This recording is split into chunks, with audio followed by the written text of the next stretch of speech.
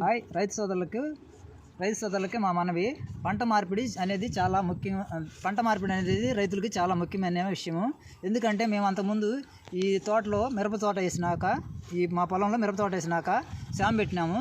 శామ సాధారణంగా 2-3 అడుగుల కంటే ఎక్కువ అవ్వదు. అలాంటిది మా పంట మార్పిడి జరగటం వల్ల 6 అడుగుల దాకా మా తోటలో, మా పొలంలో 6 అడుగులు శామ పెరిగింది.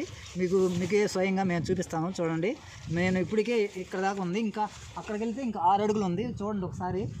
అక్కడ వెళ్ళినాక నేను కూడా కనపడినాము దాదాపు. మీకు చూపిస్తున్నాను, చూడండి.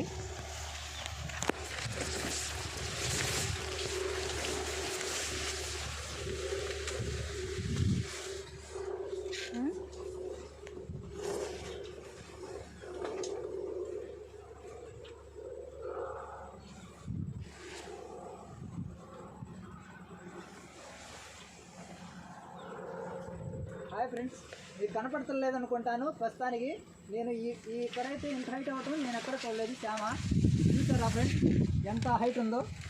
ఇక్కడైతే నాకంటే ఈ ఆకు చూడండి, ఈ ఆకు కానీ ఇది ఎంత పెద్దదిగా ఉందో.